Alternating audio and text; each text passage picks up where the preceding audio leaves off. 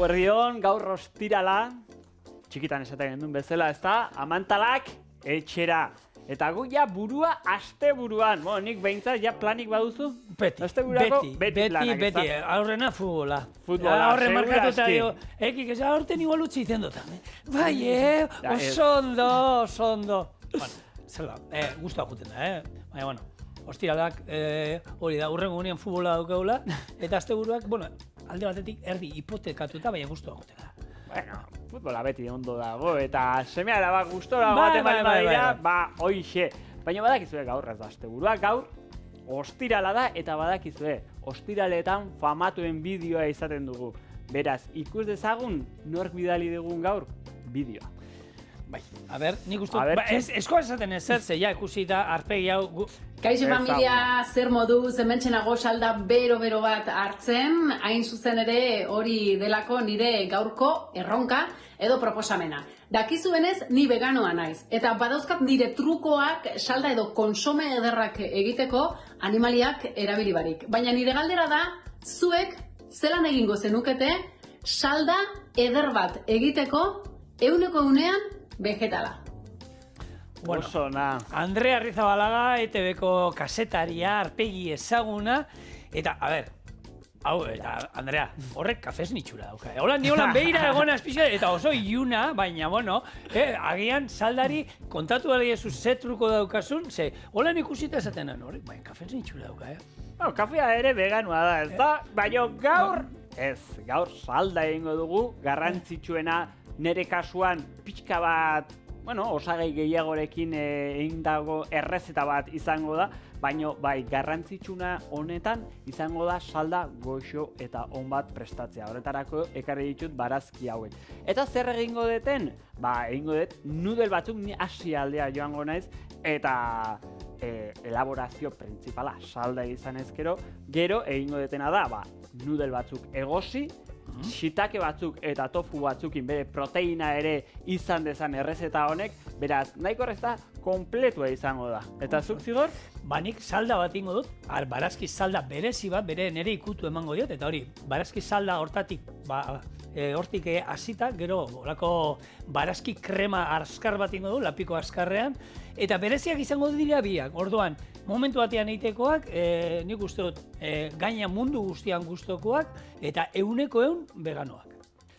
Oso, jakiteko eta ikasteko nola egiten den begira. Salda egiteko barazki guztiak garbitu, moztu eta urez beteta dagoen lapiko batean egosi 20 minutu. Ondoren, barazki guztiak kendu, salda garbi eta aromatikoa lortzeko. Misoa disolbatu salda beroaren zati batean eta batu gainerako saldarekin. Aldi berean, tofua eta perretxikoak zartagi batean gorritu eta gorde. Amaitzeko, nudelak egosi, 4 minutuz al dente egon arte eta elaborazio guztiak ontzi berean zerbitzatu. Esan bezala, garrantzitsuna kasu honetan salda goxo bat egitea da. Horretarako, ekarri ditut. Porruak, azenarioak, apioa, tipula eta egingo detena da. Prest dauket hemen ura beroa, hauek danak zatitzen hasiko naiz, ondo garbituta daude, eta lapikora sartuko dut. Orduan, martxan jarriko dut, eta egingo detena da ondo egosi. Egosten utziko ditut 20 minutuz kontzentratzea, zer nahi detena da zapore guztiak eta barazki hauen zaporea izatea gure saldak, eta hemen egingo detena izango da barazki guztiak ondo txikitu, beraz, nik mozten joango naiz, hemen dana prest, berotzen, eta dena barrura joateko dut.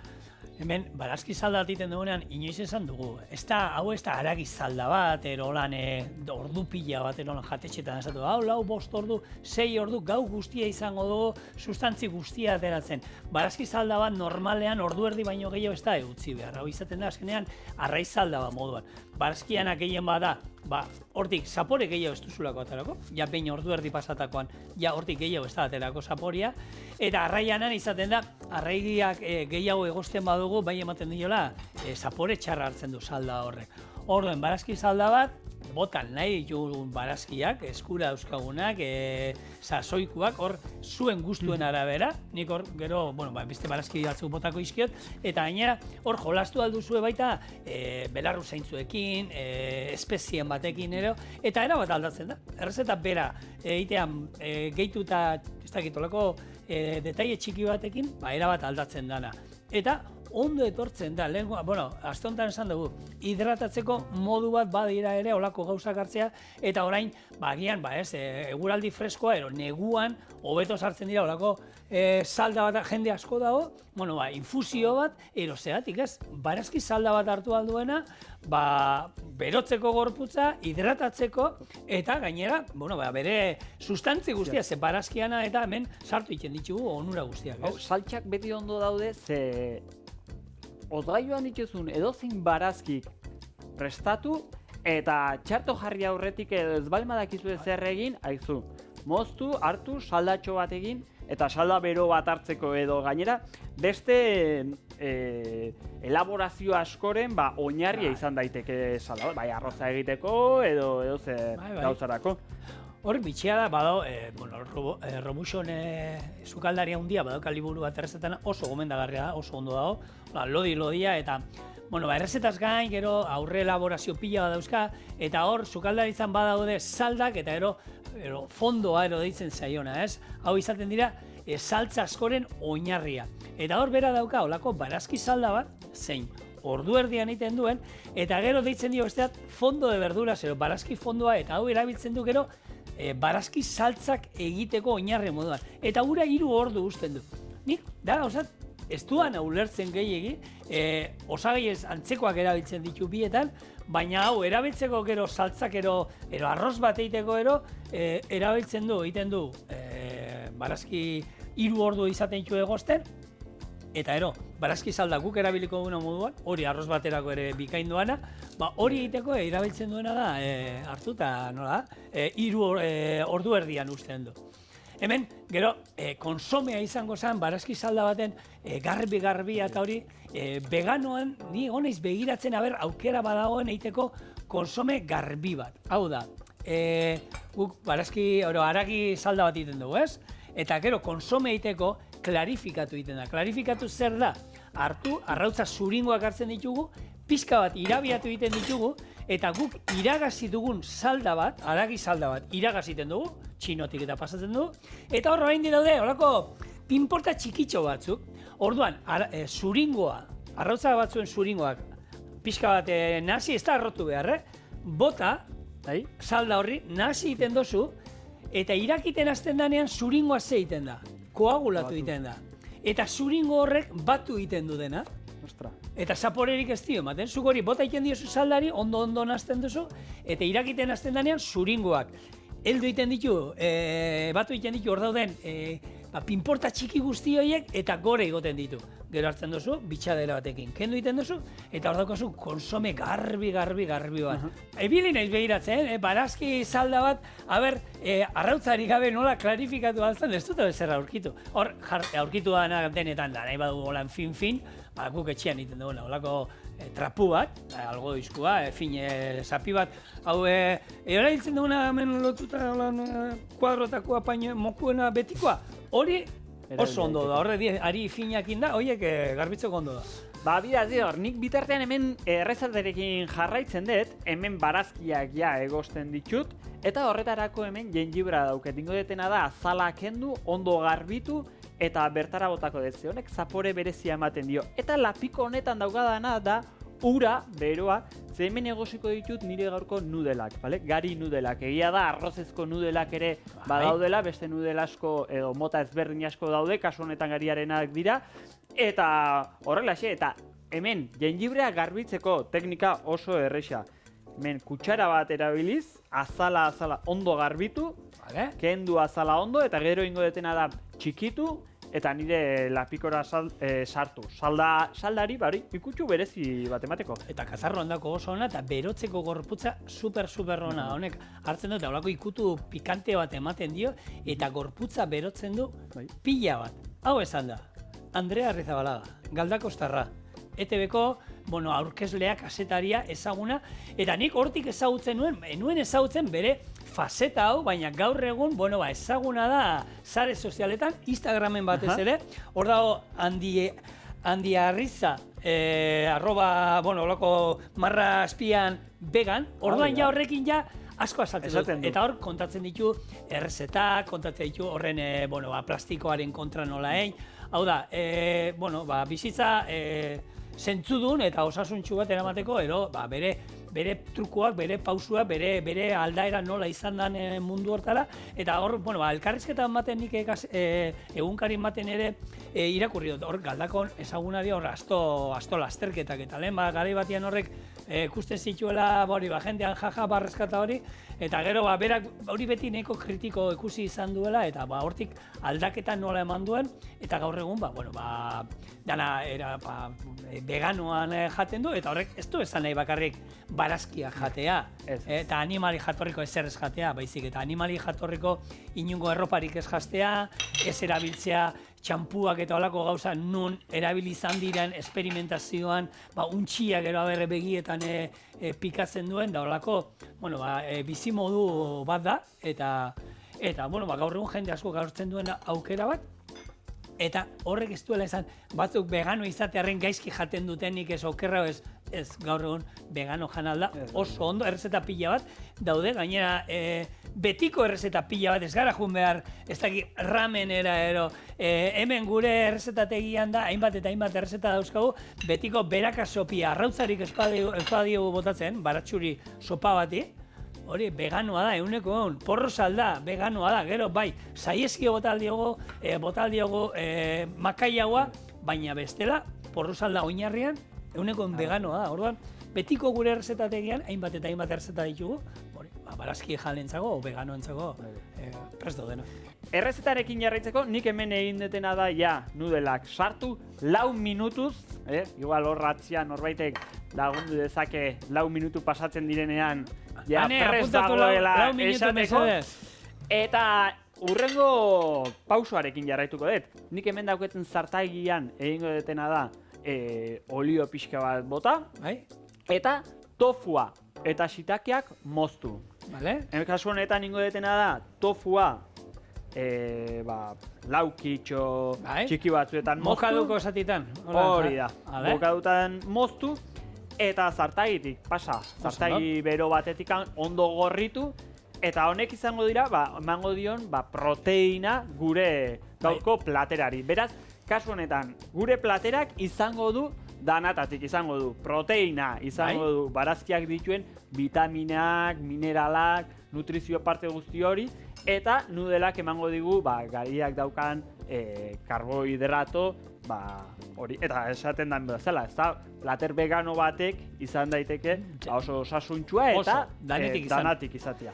Hemen garrantzitsua da, eta tofua ikusten du jendiak, horrela ematen duela olako gazta samur bat, tofuak kozinatu behar dago.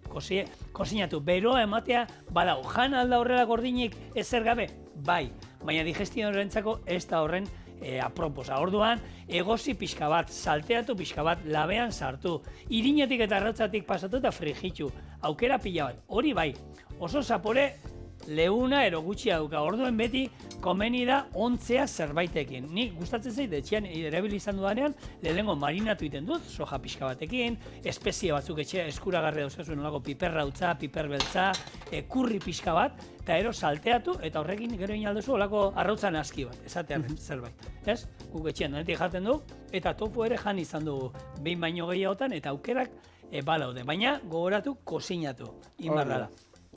Ramena. Ramena duela 4.000 urte ja badaude Txinan idatziak gero ja ramena orduan konsumitzen zala. Hemen asko esate dute Marco Polo eraman zuela pasta Asiara, ez. Marco Polo jun baino desente lehenago ja Asian pasta jaten zan, Txinan batez ere, eta ramena egia da jendeak identifikatzen duela Japoniakin, baina Txinako osagai bada. Horre Japonian sinasoba deitzen diete ramenari, eta esan nahi duena da Txinako fideoak.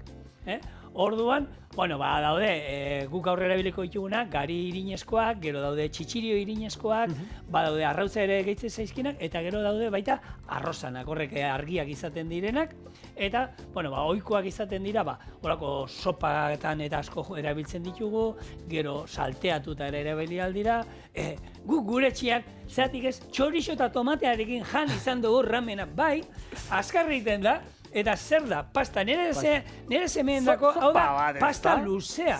Bai, berdina izan liteke, ez da? Hau, espagetioekin, fideoekin, egin daiteke noski berdina da, osagaiak oso berdinak dira, baina, harrituta gelditu nahi, zen benetan uste nun japoniarra zala, ze jatetxe guztietan, jatetxe japoniarretan bakarrik dago ramena, ze gero juten zara jatetxe txinatar batera, eta ez duzu aurkitzen bertan. Txinatarra da, eta gainera, hau da italiarren moduan, Asiako kultura askotan, luzera, ramenaren luzera, bizitzaren luzera bezalakoa da. Orduan, debekatuta dago mostea. Ramenak luzeak utzi behar dira eta luze jan behar dira bizitza luze bat izateko. Hori Italian ere berdina esaten dute. Italian ikusten balma dute espagetiak hartu eta mozten. Bueno, hor montatu ezake. Lur gaur da jada eguna, lehen, bere nagusia zala esateko jaitxa esatezea, aita! Niri ez moztu espagetia zen, lehen, umeari hartzen izkion, egozite genitu, eta ra labanakin eta koiarakin erolan bultzein da jate zituen. Ja, 4 minutu pasadira esaten digure erlojua. Bueno, ramena badokazu. Bueno, eki ja esateko nagusia dala, ja jaten du ni bezala. Ordan pasta estio mosten, sartzen du iskina batean, raka, bueltaka, gora egiten du pixka, berriro bera, raka, eta dana ahora. Eta lur, ja gaur da eguna, hasi dala, hartu, eta ja luzea eskatzen du, baina orain arte, muztuta ematen digu, eta hau, mesedez, Italiara jute mazatete oporretan, etzazu egin. Beraien aurrean mintzatez, disimulatu. Ez daki, zerbitzari ez da honean, ondoko maikoa bestaldera behira daudenean, ze agian bestela, ez da, bikoitza kobratuko izuero jatetxetik kanpo bota. Egia da, asarretuten diala, ni bideo asko ikusi ditut, eta sare sozialetan eta horrela batez ere, naita jun eta bere aurrean moztu espagetiak horrela, eta esan, baino, zertan ari zara, zertan? Ramenakin berdina gertatzen da. Nere lagun katalan batek marmitako aintzun konserbako atunarekin. Eta zer, zuk hori jate, ikusten duzu hori eta zer, isilik geratzen zara armi? Ezin da. Hor joan behar zara, ondo, noski, eta esan behar zupitu, urrengoan probatu zazu hau eta intzazu egaluzeak gordinik erosi eta ja, baina ez hon, izostua erosi. Izostua. Hobeto, kontxerban baino nik nahiko nuke. Nere arrebaren lehengo koinatuak, oso jatun txarra. Oso mutil jatun txarra zen. Eta humaten aman etxea etorri zen, baserria etorri zen jaten. Eta zer daukazu jateko, hau, ez zai gustatzen. Atuna tomatearekin, hori bai, juten da, zer da hau? Atuna tomatearekin. Ez niri amak prestatzen dit, latako atuna, tomate marka famatu horrekin, ez dala tomatea oso gozoa dana, arekin, eta beretzako hori da atuna tomatearekin. Eta gero euskal sukaldaritza galtzen ari da. Nik uste hori txikitatikan erakusten diozun zerbait dala umeari, eta txikitatikan hori jan izan balin badu, gero azten joan bitartian, berarentzako atuna tomatearekin, hori izango da. Eta hortikan ateratze balin badiozu, arraro egiten zaio ez da umeari eta alderantziz izan beharko luke ez da. Beraz, umeari nola ematen diozun jateko oso garrantzitsua izaten da txikitatikan aurrea ze beraiek kontzeptu hori hartzen dute, eta egia da ni txikitan enitzala oso jantzale ona, Osea, nik, gerra de xente izan dut nere gurasoekin. Nik ikasi dut, gure gaurko bigarren errezeta iteko ikasi dut, nola egin behar dudan. 5 minutu gutxienez ondo irabiatu purea. Hori bai, hori jarraitzen dut, ondo txikituta gustatzen zait purua. Ikusentzulea aste honetan Hori bai. gurekin egon direnak badakite. Badakite. Nola da nori, orduan nik ikasi Ziur dut eta... nago kameratzen dauden askok berdina pentsatzen ari direla esaten. Niri ere bai, purea ondo pasata, horra atzetikan ere ari dira. Gero batzutan aurkitzen dut hor zerbait zati... Ez dakit, Zu zaude? gauza ematen dira esan ez. Ondo pasata, kriston ezberdintasuna da. Kalitatea pilo bat igotzen da pure horretan. Benetan. Pure Oin batzuko, fin eta hor goxo bat bestaldean jatea. daude pentsatzen. Feitu, nire garaian purea honekin egiten zen beti, purea pasatzekoarekin. Eta gero, hasi ziren purea pasatzekoak batzuk zulo ezberdinekin ekartzen. Hasieran guk etxean genokana zulo bakarra zegoen tamaino batekoa. Gero hor hasi ziren zulo handixo bat, txikixo bat, segun zertarako, eta horrek etorri ziren. Baina, zuk horren sasoi ez duzu ezautu, kori, zorionez hori ez duzu ezautu. Ezautzen dut, erabili gutxi. Hori gertatzen da asko matematikakin, eta horrela, ez da, zertarako egin eskuz edo horrela, ja gaur egun kalkulagailoa bale ditugu. Baina ikasi behar da, Eskolan kalkulagailoa erabiltzen zuen? Ez. Eta horrela aserretzen itzen, zertarako eskuz, gero kalkulagailua, egia da, eskuzin behar dara ondo ulertzeko, eta ja behin kontzeptua ulertuta ez da, ondoren erabili dezake kalkulagailua kasu honetan. Beraz, nik hemen egin detena izan da, oliba olioarekin gorritu dut, tofua eta nire shitakeak, eta ondoren soja bota diot, horregatik handauke kolore beltzon. Eta ingo diotena izango da ere, pixkat ikutu berezitxo bat emateko, sesamo olioa. Hau nahiko fortia da, orduan askore... Neurrian erabili da. Kontu zibili. Ez dio nahi bota. Beraz, behin ja prest daukadanean hau, ingo detena da, bol batia pasa, nire barazkiaren saldak oraindik egosten utzi beharra dauket, pixka bat gehiago egosten utziko dut, eta nudelak bestaletik. Beraz, iruditzen baldin bat zaizue, momentu batean bueltatuko gara, ja salda prest daukedanean, eta gutxi gelditzen zaigu. Bueno, lagunok, ja bueltan gaude, hemen salda prest dauket, nudelak, dana. Eta orain egingo detena izango da. Hemen daukadan eta ikusten dezuena da misoa, bale? Misoa, japoniatik dator, ez balin banago oker. Bai. Kontatuko digu hobeto zigorrek, eta soja pasta bat da, fermentu bat, ematen diona kriston zaporea eta probiotiko asko dituenez. Ingo detena da ondo nahastu lehendabizi salda pixka batekin hemen, eta gero hemendikan dagoenean ja dena ondo urtuta, dana barrua sartuko da saldari. Bueno, soja esan du, soja arroza ero garagarrakin egiten da, eta hartzitzen da holan koji izeneko oingo batekin. Eta, miso sopa entzungo zenuten inoiz, bat baino gehiago jango zenuten, dashi oinarri moduan, dashia da Japoniako salda, arraiz salda erabiltzen dena, hori gehi tofua, gehi konbu alga, tipikoa da, eta hor garrantzitsua da, misoak egia da zapore eta indar asko ematen diola, eta onura asko ematen digu. Hori bai, sopa batean, miso sopa hau erabiltzen badu salda hontan, ez du irakin behar. Itzaliten dugu eta epela dagoenean gehitzen diogu ze bestela. Bere onura guztiak galdu egiten ditugu. Hau da, utziko liguke zapore. Zoragarria, bisi puntu hori oso ondo dagoela, gatza gaina gutxi hau erabiltzen laguntzen du, ze zapore oso intensoa da, umami zaporea dauka, baina irakiten badu, hil egiten dira, bera dauzkan probiotiko guztiak. Orduan, galduko genuke, digestiorako eta ona dan atal hori, ez? Orduan hori garrantzitsua da, miso erabiltzen duzuenean. Andreak galdetzen ziguen, ez da? Ze trukotxo dituzue zuek, salda goxo bat egiteko veganua, barazki salda on bati, gero, miso ikutua ematen balen badiozue, zaporean asko irabazten du. Zaporean eta esaten duen bezala, probiotikoetan eta nutrizio aldetikan ere. Beraz, nik hemen ja salda daukete, berua dago irakin gabe, berak esan duen bezala, onura horiek mantentzeko, eta geratzen zaigun bakarra, plater bat ateratzea, botako dio dana da salda, gure nudelak eta gure shitakeak tofuarekin.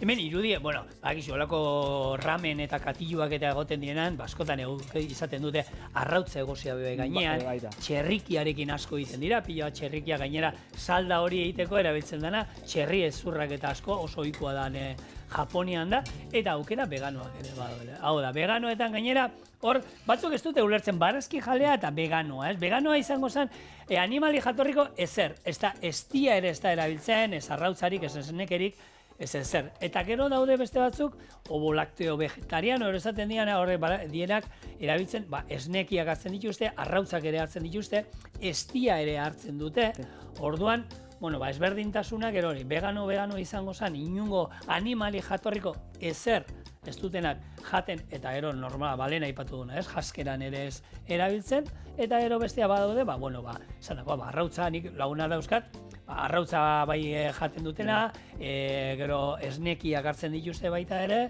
eta estia ere hartzen dute.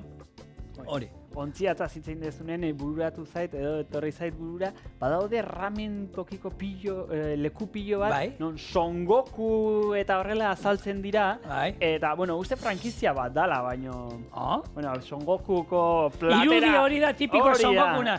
Gaina, eta Japonian horrela jaten dute, eta zentzua badauka, txotxekin jaten dute ramena, eta orduan zurrupatzen. Ez dute jartzen hemen azpian, hemen altzatzen dute, hemen txotxak hemen dauzkatela, eta doaz jaten eta zurrupatzen. Zurrupatzearekin, guri, itxusia iruditzen zaigu. Beraientzako ez, beraientzako ez da errespetu falta. Ez, beraien edukazioaren barruan dago. Eta da justu kontrakoa, beraientzako, baiak esaten dute, zurrupatze hori ona dala, ze esan nahi du goxua daola platera hori. Orduan ez da errespetu falta, baizik eta justo kontrakoa. Eta baku zer lortzen zurrupatzen duzunean zerbait? Ostu. Ez, haizea sartzen duzulako. Zu hori jaten aizanean sopa batero, eta ohitura handia daukate, zu zurrupatzean haizea ere sartzen duzu. Orduan, sopa hori ostu egiten duzu pixka bat, orduan jateko eta erreza bada. Bakarrik, gure kulturan da, guk hemen ikasi dugu beti, ahoa itxita eta koiaraka da guztia, naiz eta batzuk badauden, koiaratik ere, zurrupatu egiten dutela, eta horri, hotzago, jateko berua dauen zerbait, zurrupatzea berena. Eta gainera ere, zaporeak gehitzen diozula. Aizearekin? Bai, aizearekin, ardoa eta horrela dastatzen dutenek, zurrupatu egiten dute, jakiteko ze zapore dakin ardo hori, beraz. Beste gauza batxo bat. Kasu honetan, nik ja amaituta, ingo dio dana da, olio pixka bat bota gainetikan, lehen bezala ixe. Kasu honetan sesamo olioa, eta honekin, prest izango genuke gure gaurko platera. Hementxe, nire gaurko barazki platera. Barazki, perretxiko, tofu, ni hemen hau, danadarik. makilla, goiara, sardezka... Makillekin ez da? Hau igual, kutsara batekin eta... Venga, salda probatzeko. Venga, hori da. Eta... Horrekin. Nola jaten da? A ber, Son Goku, dorri hona. Hau berez partekatzeko ez da, baino. Salda. Gauza bat, misoarekin posterak egiten dira. Hor usten dizut. Pentsatuko dugu. Salda goxua, Bueno, ikutxu oso berez eta ematen dio. Eta sesamoarena da puntazo. Ni sesamoa asko gustatzen zait. Ona. Tofua. Ni hurrengo platera klasikoa da. Barazki salda bat, eta gero pure bat. Baina hau, nik animatzen zaitut itera. Plater bakarra da, Honek dana dauke, eta nutritiboa, eta goixua.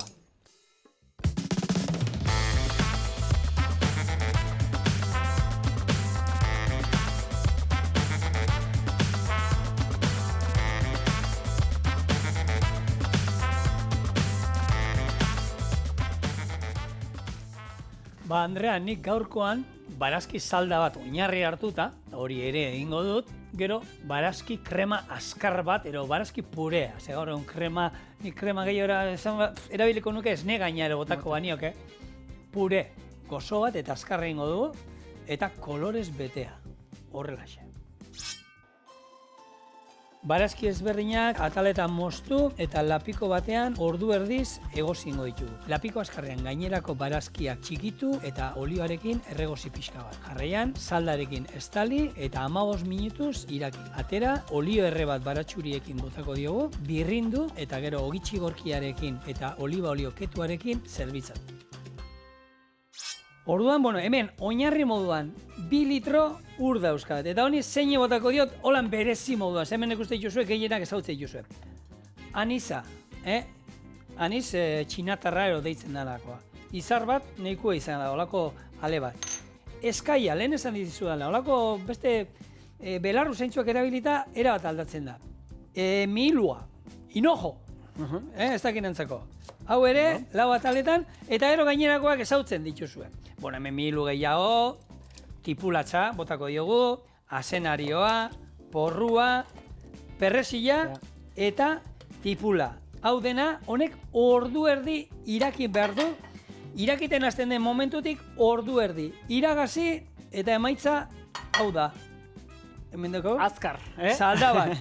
Momentu batian. Momentu batian litro terdiero gutxi gora behar dut. Baina egia da pausua hause dala, Bai, eta ikutua, ematea zerbait salda bat ezberdina izatea, eta Andrea pixkat hori eskatzen zigun, ez? Holan, holako, ez dakit, animatu zaitezte, holako gauzak erabiltzen, lehen armintzek erabili duena, hartu eta botatzea jengibre pixka bat. Beste gauza bada. Eta oin, lapiko azkarrean, ingo ditu da, gainerako osagaiak direla azkenean, eta hemen badira batzuk bereziak, apioa, gero honek garizain zuriak, rigeroak, gero, kuiatxoa, arbia, porrua, azenarioa, eta ezer gehiago, eta kipula. Azken, bakoitzak etxean daukana pixka bat, ez da? eta guztuen arabera, eta nahi duzuena. Orduan nik, hori geroko utziko dute egiten, hau ere, honi oliba olio txorretat, eta nik pure bat egiten denan, erregozi pixka bat, lehenengo, edozein barazki, erregozi olio pixka batekin. Egin aldu saldarekin hartu barazki bota eta gero egozita gero birrindu, baina erregozita beste ikutu bat daukate, beste ikutu bat daukate. Olio tanta bat, eta nik jarriko naiz, hemen erdi moztuta dauzkadan osagaiak gehitzen.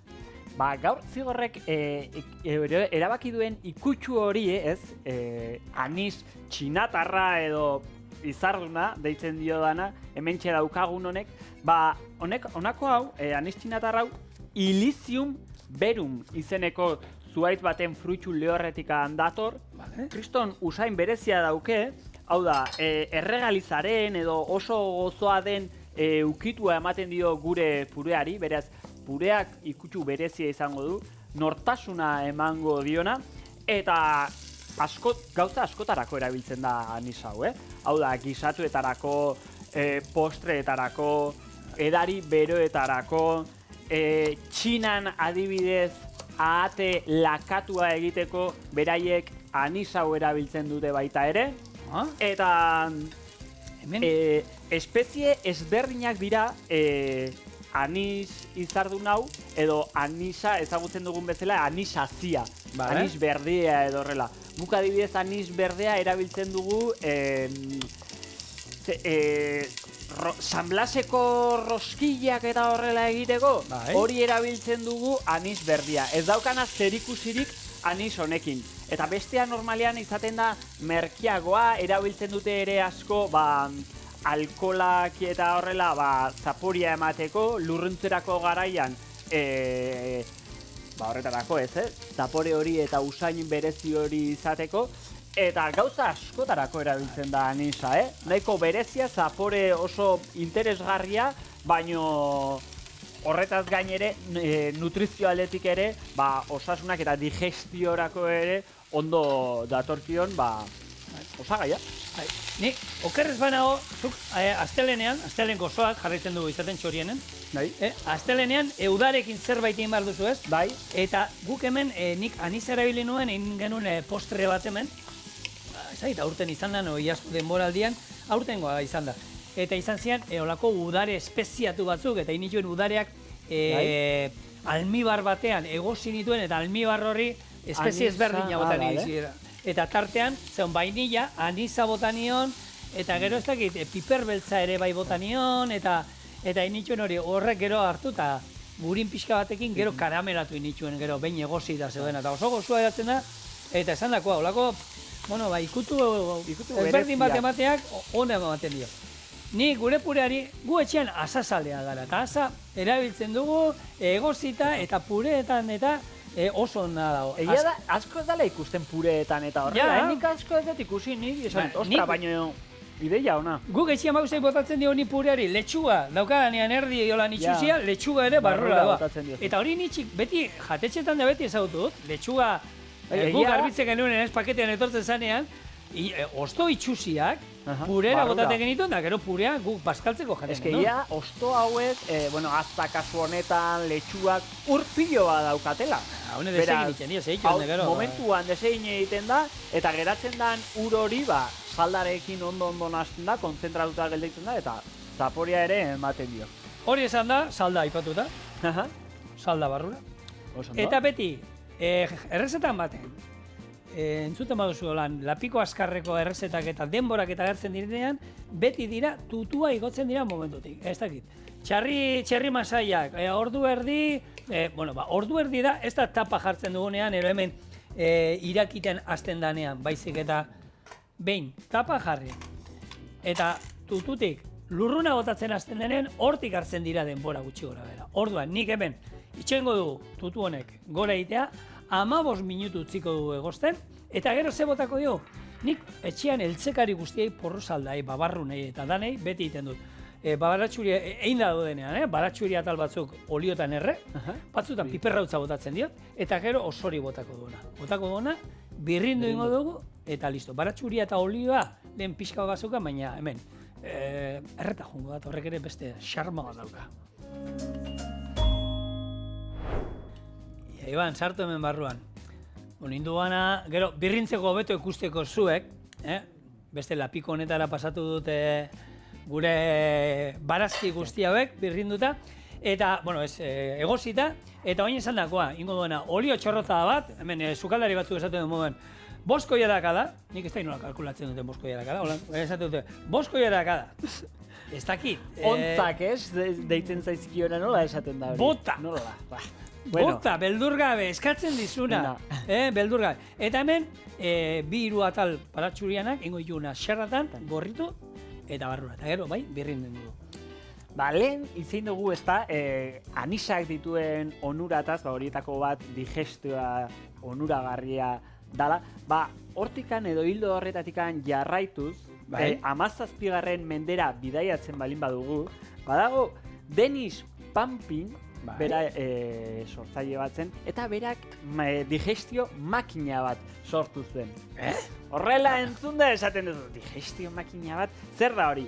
Lapiko azkarra. Gaur egun ja lapiko azkarra eta horrela oso normal hartzen ditugu, normaltasunean ditugu, baina bere garaian zu pentsatu sortu zuela lapiko bat non produktuak momentu denbora asko murrizten zen eta gauzak prestatzeko, kriston aurrerakuntza sortu zuela. Nik hemen aipatu izan dut, badauzkat liburu batzuk antzinakoak, errezeta liburu sarrak, zu imaginatu hau, izango zen aluminiozkoa, baina lehen igurtzik ezen nun da zikina ateatzen zen, azkarra zein zan lapiko azkarra zen, tapa jarri eta pisua jartzea gainean. Hau da, gainean esaten zuten, adreilu batzuk, ero zerbait pisua harriren bat gainean jarri, eta egia da, honek zulotxoa daukalako eta hemendik zerbait, baina tapa ondo jarrita badago, lurruna ateratzen da, baina ala ere presio pixka bat egiten da.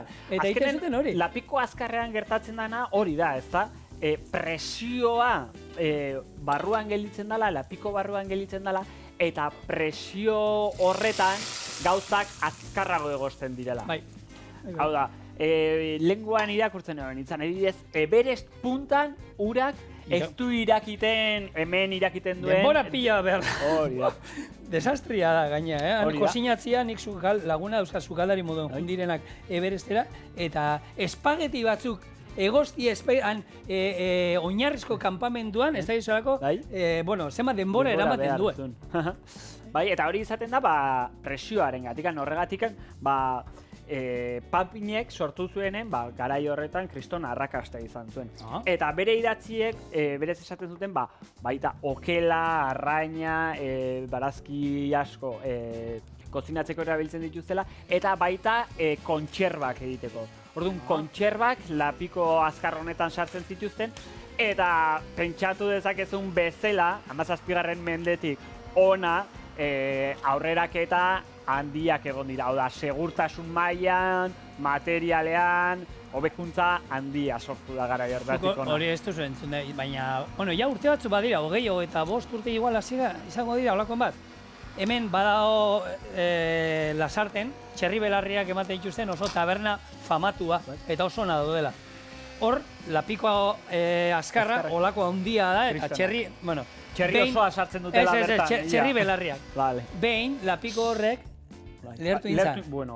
Bueno, usteot, jaso zituztela, oihartzun inguruan ere txerri belarri pusketak agertu ziela. Egia esan, jendiai beldurra ematen dio, Lapiko azkarrak, egia da, ondo ez bali badezu kontrolatzen, baina berez, segurtasun maila, ona dauke.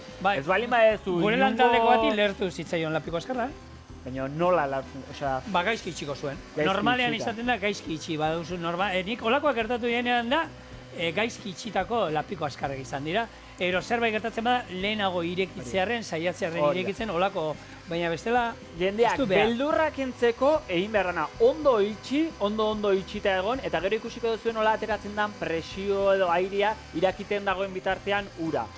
Behin amaitzen dezuenen erabiltzez, utzi behar dezue hori bai, ondo ateratzen lurrin guztia. Horrek esan nahi du, barruan dagoen presio guztia hortikan ateratzen ari dela. Orduan, momentuan ja airea edo lurrina ateratzez uzten duenean, horrek esan nahi du ja barruan presio hori ez dagoela. Beraz, orduan bai, kendu, ondo askatu, tapa kendu eta listo. Ez da eksplotatuko. Ze barrun ja ez dago lurrinik, ez dago presiorik, eta beldur hori kendu ze... Baina, nik esortu du jentean... Momentua, azkarrean zerbait azkarra egiteko eta balio du. Eta nik ustean dut sukaldean aurrerakuntza handia izan dela hori. Badago jende bat, etxean ez daukatela lapiko azkarra, beldurra diotela. Bai. Beldurra diotela. Ni txikitan beldurra nian, Hombre, txikian nintzanen eta horrela ikusten unen hor... Nola atiatzen den... Baina, behin ja ulertuta nola funtzionatzen duen eta horrela, ikusten da, beldurrak entzeari... Xorri dela. Kontuz lapiko azkarrakin, baina ala ere gaur egun segurua dira. Eskoaz guk hemen lasai hor. Bueno, holako pure bat, beti izaten bauzue etxean unbetxoren bat, pusketak eta zaizkiona gustatzen, aritxoak eta ez dituzten nahi. Zenba minutu, pasara behar dira? Gutxi, gero Zortzi esan dugu? Birrindu indizut, gero iragazi indizut, eta, egia da, gero batzuk egoten dira gaietak eta zuntzanak erosten, eta hemen daukagu zuntz guztia, ala ere zuntza badauka, pure batek badakizue beti zuntza badaukala.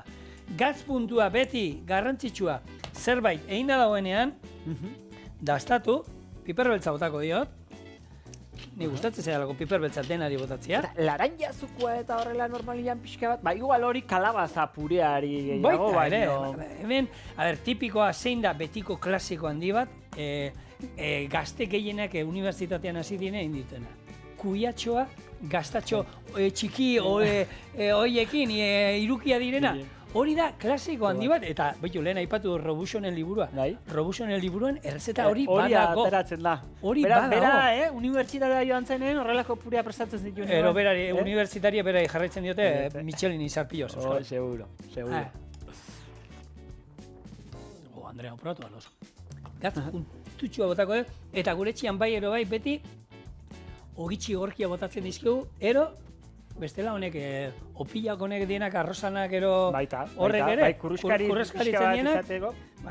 Orduan, plater bat, eta nik gero beste ikutu bat emango diot. Hemen daukat, oliba olio ketua. Orduan, oliba olio ketuarekin, beste ikututxu bat ematen diogu, eta, ez dizuet esango, hobetuko batzui agian ezaialako gustatzen. Niri asko gustatzen zait, eta oso ondo geratzen da. Hemen. Egia da puria, egunero ondo sartzen den zerbait dela, Gero igual, bigarren plater bat bai eskatzen dizu, proteina pixkatxo bat, baino behintzat lehenengo platera bezala eta horrela, bai hotza iten dunen zerbait berua jateko ondo sartzen da, oso nutritiboa da, vitamina pilo bat ditu, mineralak, danatatik, gure dieta mediterranean beharrezkoa da nik usten dut errezeta, eta haizu, horrelako gauza batekin, ez da esan, Hemen daukazue gure lapiko azkarrean egindako barazki purea.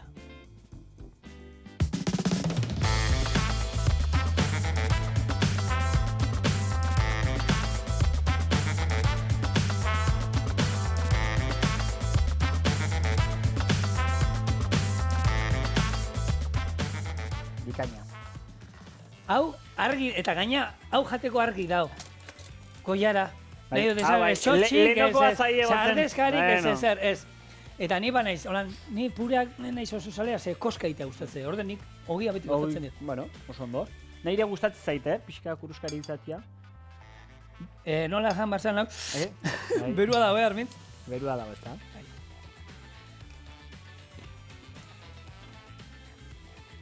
Eta olibaketuaren ez dira. Kriston ikutu ematen dio. Kristona. Bada, hola. Berezia. Holan, gauza betiko osaiekin da zerbait berezi egitea badago. Gaur ikasi dutela, trukotxo batzuk ezan, barazki salda bat egiteko ere, gauza bereziak egin daitezkeela, eta ikutu berezia ematen diotela. Honekin, lagunok, asteburua bukatu zaitu, ondo pasan, badoa. Eta astelenean gabe. Agur! Agur, agur.